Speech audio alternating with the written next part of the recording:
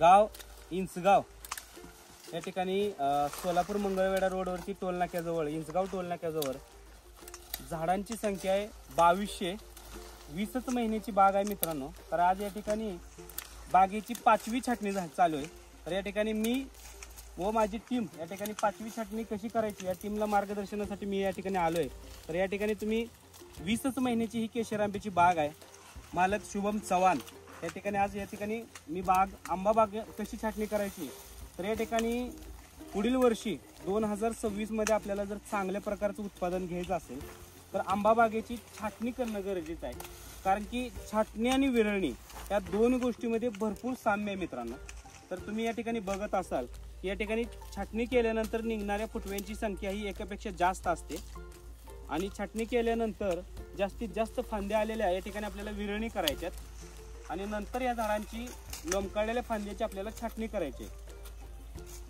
आज दिनांक 27 मार्च 2025 रोजी आपण या बागेची छाटणी करत आहे मित्रांनो. तर आपण आपल्या टीमच्या माध्यमातून शुभम चव्हाण यांच्या बागेमध्ये छाटणीसाठी या ठिकाणी मी प्रात्यक्षिक एक व्हिडिओच्या माध्यमातून शेतकऱ्यांना मी एक गोष्ट सांगू इच्छितो की पुढील वर्षी जर आपल्याला चांगल्या प्रकारचं उत्पादन घ्यायचं असेल तर 2 वर्ष 2.5 वर्ष वयाच्या आतल्या बागेची छाटणी लवकरात लवकर करून घेणं. कारण की तुम्ही जर आत्ता छाटणी घेतली तर तुमच्या बागेमध्ये पुढील वर्षी उत्पादनासाठी काडीची मॅच्युरिटी परिपक्वता आणि 5 ते 6 महिने तुम्हाला छाटणी केल्यानंतर निघणाऱ्या फांद्यांचा असलेलं स्टोरेज या ठिकाणी मिळणार आहे. जर तुम्ही ह्या फांद्यांची छाटणी नाही केली तर ह्या 2 ते 3 महिन्यामध्ये फांद्या वाढत जातील आणि वेलासारखे लोंबकळतील. त्याच्यासाठी आपल्याला ह्या बागेची छाटणी करणं अत्यंत गरजेचं आहे. तर या ठिकाणी तुम्ही बघत असाल की निघालेल्या ह्या लाल फांद्याची आपण छाटणी करतोय. तर छाटणी करताना फक्त एकच लक्षात घ्यायचं आहे की फक्त छाटणी न करता बागेच्या अंतर्भागामधल्या ज्या अशा मोठमोठ्या फांद्या त्या विरळणी करायच्या. 2 झाडातल्या 2 वळीतल्या फांद्या आपल्याला मोकळ्या करायच्यात, सुटसुटीत करायच्यात, जेणेकरून वरून सूर्यप्रकाश म्हणजे चांगल्या प्रकारचं प्रकाश संश्लेषण क्रिया आपल्या झाडामध्ये व्हायला पाहिजे. तर या ठिकाणी आपण अशा प्रकारे बागेची छाटणी लवकरात लवकर करून घ्यावी.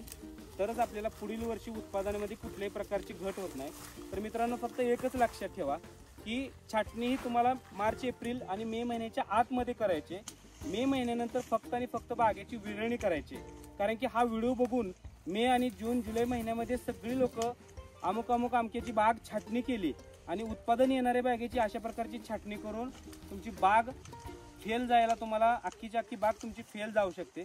त्याच्यासाठी मे महिन्याच्या आधी ही छाटणी असावी आणि मे महिन्यानंतर ही विरळणी असावी. तर अशा प्रकारे आपण पण आपल्या बागेची विरळणी करून घेणं अत्यंत गरजेचं आहे. आज तुम्हाला ही बाग पाहायची असेल तर सोलापूर मंगळवेढा रोड इंचगाव टोल नाका आज 20च महिन्याची ही केशर आंब्याची बाग आहे.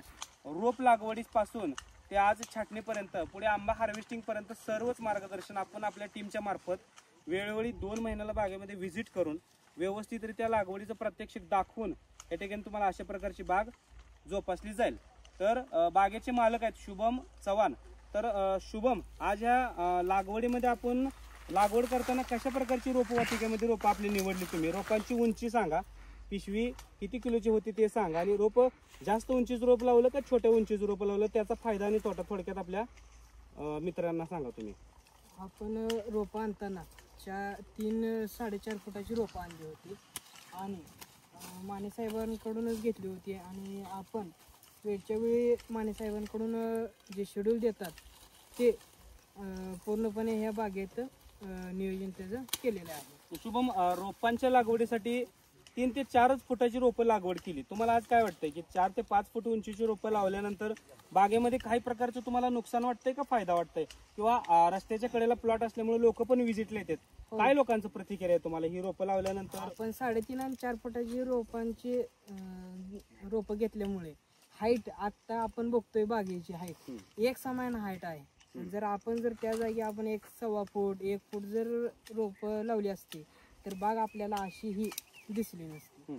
तर झाडांचं वय किती आहे? आपल्या झाडांचं वय 20-21 महिने आहे. आपली जमीन कशी आहे? आपली ही काळी जमीन आहे. किती एकरावरती आपली ही झाडांची संख्या आहे? ती आपली 4 एकर लागवड आहे. झाडांची संख्या किती आहे? आपली 2300. झाडांचं वय 21 महिने. बरं, लागवड केल्यानंतरच्या आतापर्यंत त्याला कुठल्या प्रकारची खतं तुम्ही वापरले?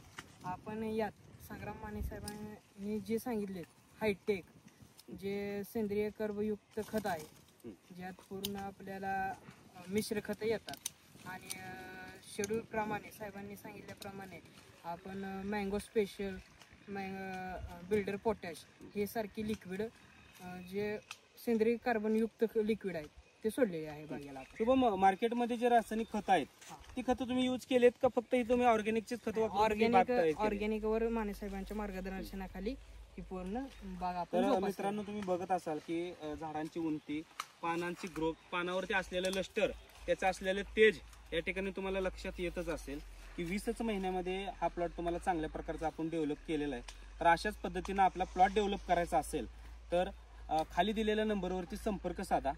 धन्यवाद. नमस्कार शेतकरी मित्रांनो, कसे आहात? मजेत ना? तर मित्रांनो, पाठीमागची जी तुम्ही बाग बघत असाल तर ही 2